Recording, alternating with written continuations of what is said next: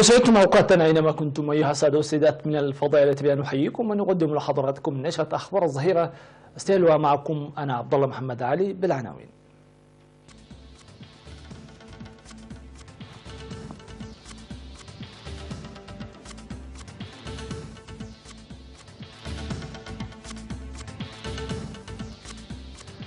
رؤساء إريتريا وإثيوبيا والصومال يعقدون لقاء ثلاثيا. الافتتاح الرسمي لسفارة جمهورية إثيوبيا في أسمرة. الإريتريون في جدة ولوس أنجلوس يحيون ذكرى انطلاق الكفاح المسلح. بريطانيا تتهم ضابطين روسيين بمحاولة اغتيال جاسوس سابق. أمريكا والهند تسعيان لتعزيز العلاقات الدفاعية. انفجارين يهزان قرب العاصمة الأفغانية كابول.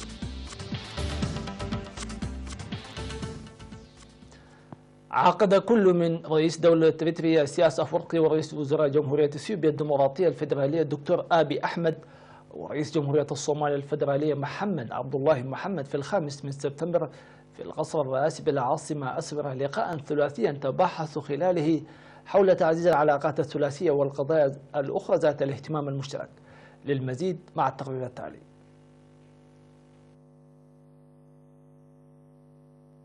عقد كل من رئيس دولة إريتريا إسياس أفورقي ورئيس وزراء جمهورية إثيوبيا الديمقراطية الفيدرالية الدكتور آبي أحمد ورئيس جمهورية الصومال الفيدرالية محمد عبد الله محمد في 5 سبتمبر الجاري في القصر الرئاسي بالعاصمة أسمرة لقاء ثلاثيا تباحثوا خلاله حول تعزيز العلاقات الثلاثية وقضايا أخرى ذات الاهتمام المشترك. وناقش الزعماء الثلاث في اللقاء سبل خلق أرضية صلبة ومنح دفعة قوية لتطوير مساعدة التطورات المباشرة التي تشهدها منطقة القرن الإفريقي منذ الأشهر القليلة الماضية بفهم مشترك. وبحثوا أيضا بعمق العمل الثلاثي المشترك بالتنسيق بين الموارد البشرية والطبيعية لمستقبل هذه المنطقة المشرق.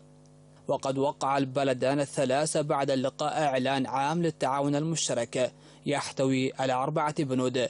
ووقع على وثيقة الاتفاقية كل من رئيس دولة إريتريا إسياس أفورقي ورئيس وزراء جمهورية إثيوبيا الديمقراطية الفيدرالية الدكتور آبي أحمد ورئيس جمهورية الصومال الفيدرالية محمد عبد الله محمد.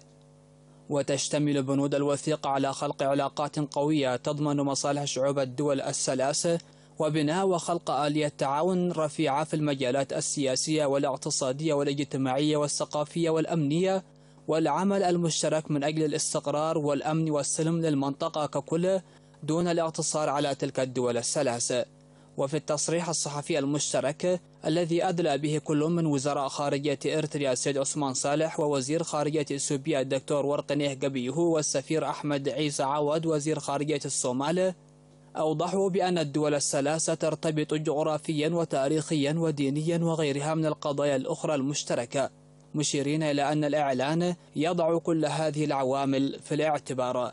وقدم مستشار الرئيس إسياس أفورقي السيد يماني جبراب لوسائل الإعلام المحلية الإريترية بخصوص اللقاء الثلاثي توضيحا مفصلا قال فيه إن اللقاء هو استمرار للتطورات التي تشهدها منطقة القرن الإفريقي، مشيرا إلى أنه جزء من المساعي والجهود الحسيسة الجارية لتطوير منطقة القرن الإفريقي التي كانت متخلفة وكذلك لإعادة وتعزيز الرؤان المشتركة إلى مسارها الصحيح. كما أوضح السيد يماني جبراب ضرورة إشراك الدول جيبوتي والسودان وجنوب السودان في هذه التفاهمات دون الاقتصار على الدول الثلاث، منوها بأن الشعب الإريتري والإثيوبي والصومالي الدفع الغالي والنفيس لتحقيق هذا المستوى المتطور من التعاون المشترك، مشيرا إلى ضرورة النضال والعمل الدؤوب حتى بلوغ الأهداف المنشودة. في غضون ذلك تفقد كل من رئيس وزراء جمهورية إثيوبيا الديمقراطية الفيدرالية الدكتور آبي أحمد ورئيس جمهورية الصومال الفيدرالية محمد عبد الله محمد برفقة فخامة الرئيس إسياس أفورقي برامج المهرجان الوطني لعام 2018. وقد تفقد الزعماء معرض قاعة العقاليم وعروض الابتكارات والاختراعات وعروض البازار التي تنتجها مختلف المؤسسات الناشطة داخل إريتريا وغيرها من البرامج، كما قدم لهم توضيحا من قبل المشرفين على تلك البرامج. هذا وقد وصل كل من رئيس وزراء إثيوبيا والرئيس الصومالي في 5 سبتمبر الجاري إلى إريتريا في زيارة عمل رسمية تستغرق ليومين. افتتحت اليوم الخميس 6 سبتمبر الجاري سفارة جمهورية اثيوبيا الديمقراطية الفيدرالية في العاصمة أسمرا. ورفع فخامة الرئيس إسياس أفورقي ورئيس وزراء جمهورية اثيوبيا الدكتور أبي أحمد العلم الإثيوبي في المراسم التي شهدت عزف المارشات الموسيقية للسلام الوطني لجمهورية اثيوبيا. وسلم فخامة الرئيس إسياس مفتاح السفارة لرئيس الوزراء الإثيوبي الدكتور أبي أحمد قبل أن يتفقدا سويا أرجاء مبنى السفارة. يذكر بأن السفارة الإريترية في اثيوبيا افتتحت رسميا في 16 من يوليو لعام 2018 بنفس الحفاوة. هذا وقد غادر رئيس وزراء جمهورية اثيوبيا الدكتور أبي أحمد صباح اليوم البلاد مختتما زيارته الرسمية التي دامت يومين.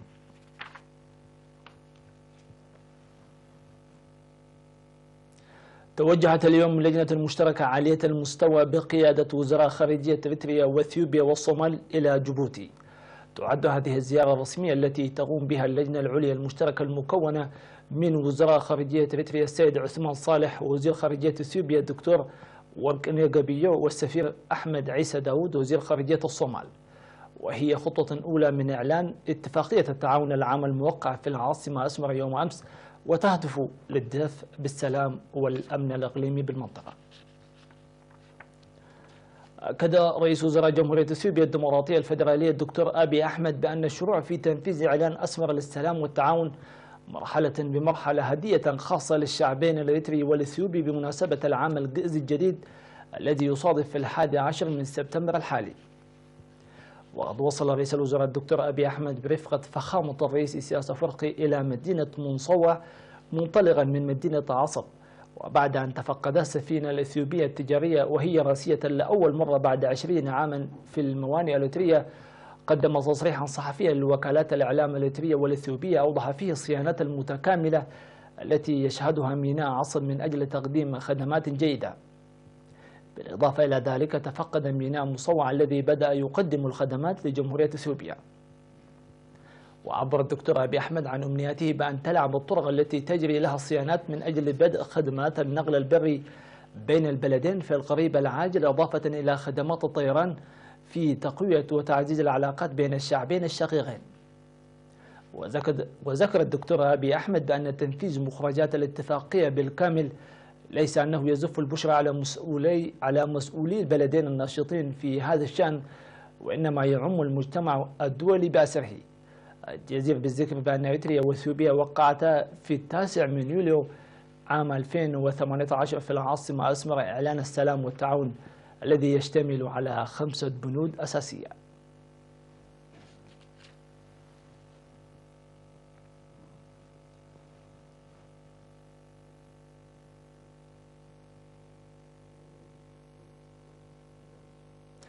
أحيا الإريتريون المقيمون في جدة بالمملكة العربية السعودية ولوس أنجلوس بالولايات المتحدة الأمريكية الذكرى 57 لانطلاق الكفاح المسلح للشعب الإريتري. وألقى مسؤول شؤون الجماهير السيد صالح محمود سب في المناسبة التي نظمت في 30 من أغسطس المنصرم كلمة قدم فيها توضيحا مفصلا بخصوص المناسبة العظيمة، مشددا الدفع بقوة للحفاظ على القيم التي أنشئت خلال مسيرة النضال الذي استغرق 30 عاما وضرورة توريثها للأجيال المتعاقبة. وشهدت المناسبة فواصل موسيقية وثقافية وأغاني وطنية تمجد عظمة المناسبة ولاقت استحسانا ورضا الحضور. في غضون ذلك أحيا الإريتريون المقيمون في لوس أنجلوس الأمريكية وضواحيها الفاتح من سبتمبر ذكرى انطلاق الكفاح المسلح للشعب الإريتري، وأوضح في المناسبة تجديد عهدهم لبذل الجهود والمساعي من أجل تقوية الوحدة والترابط وإعمار البلاد. من جهة ثانية نظم شباب الجبهة الشعبية للديمقراطية والعدالة في جوبا بجمهورية جنوب السودان في 2 من سبتمبر الجاري ورشة عمل حول تعريف القوانين وأعمال المؤسسات.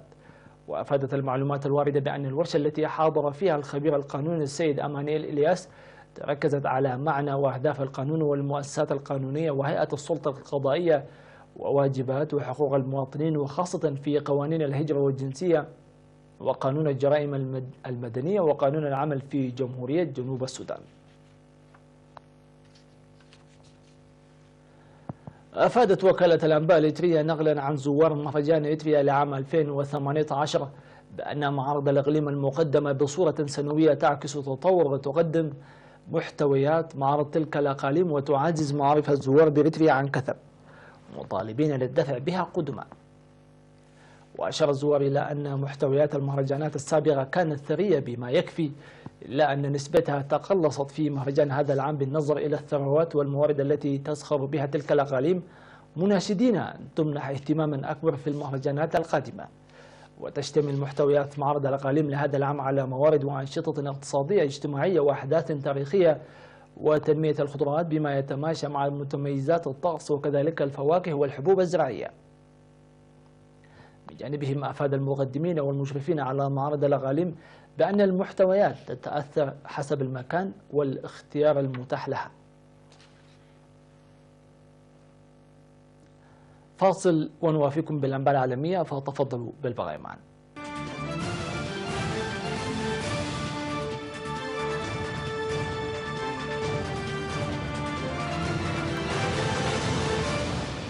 أهلا بكم من جديد. أعلنت السلطات البريطانية اسمي رجلين يحملان الجنسية الروسية مشتبه بضلوعهما في محاولة اغتيال الجاسوس الروسي السابق سيرجي سكريبال وابنته يوليا. وقالت رئيسة الوزراء تيريزا ماي في خطاب أمام مجلس العموم أن الرجلين اللذين يستخدمان اسمي ألكسندر بيتروف ورسلان بوشيروف يرجح أنهما ضابطان في جهاز الاستخبارات العسكرية الروسي. من جانبها قالت وزارة الخارجية الروسية ردا على اتهام الرجلين أن أسماء والصورة المشتبه بهما لا تعني شيئا لموسكو، ولا ينطبق قانون الإجراءات الجنائية على روسيا لتسليم الرجلين، لأن روسيا ليس لها اتفاقيات تسليم مع المملكة المتحدة. بدأت الولايات المتحدة والهند محادثات في نيودلهي لتعزيز العلاقات السياسية والأمنية، فيما يأمل مسؤولون في توقيع معاهدة للاتصالات العسكرية قد تؤدي إلى زيادة مبيعات الأسلحة للهند. واجتمع وزير الدفاع الأمريكي جيمس ماتيس ووزير الخارجية مايك بومبيو مع وزيرة الخارجية سوشما سوراج ووزيرة الدفاع نيرمالا سيتارامان، ويسعى البلدان للتقارب في السنوات الأخيرة ويبحثان عن سبل للتصدي لنفوذ الصين عبر آسيا، ولا سيما في باكستان وجنوب شرق آسيا والمحيط الهادي. وقبل التوجه إلى الهند عقد بومبيو محادثات في إسلام آباد مع حكومة باكستان الجديدة وكبار قادة الجيش. وزاد وجود قوات أمريكية في أفغانستان من حساسية واشنطن تجاه الخصومة بين الهند وباكستان المسلحتين نوويا. وتشعر واشنطن ونيودلهي بالقلق بشأن الجماعات الإسلامية المتشددة المعادية للغرب والهند التي تتمركز في باكستان. لقي 22 شخصا مصرعهم وأصيب 18 آخرين في تفجير انتحاري بمحيط نادي رياضي في الدائرة السادسة قرب العاصمة الأفغانية كابول. وأعلن المتحدث باسم شرطة كابول حشمة ستانكازي في تصريح نقلته وكالة أنباء باتشفاك الأفغانية أن الانفجار الذي وقع في محيط نادي رياض غربي كابول ناجم عن هجوم انتحاري. بجانبه أكد المتحدث باسم وزارة الصحة الأفغانية وحيد مجروح أن عدد القتلى في الانفجار بلغ 22 شخصا، بينما بلغ عدد المصابين 18 شخصا. وختاما في هذه النشرة، أعلن كبير أمناء مجلس الوزراء الياباني يوشيهيدي سوجا أن حصيلة القتلى جراء الزلزال العنيف الذي بلغت شدته 6.7 درجة على مقياس ريختر وضرب ولاية هوكايدو الواقعة الشمالي البلاد بلغت 9 أشخاص، فيما لا يزال العشرات في إعداد المفقودين.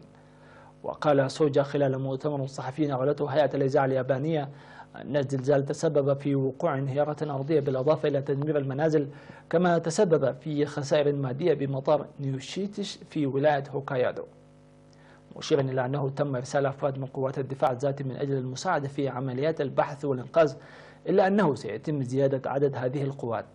وأشار سوجو إلى أنه تم إصدار تحذيرات للمواطنين في هوكايدو بتوخي الحذر من احتمال وقوع المزيد من الكوارث. وكانت هيئة المسح الجيولوجي الأمريكية أفادت في وقت سابق بأن الزلزال وقع على بعد 68 كيلومتر جنوب شرقي سابورو المدينة الرئيسية في هوكايدو.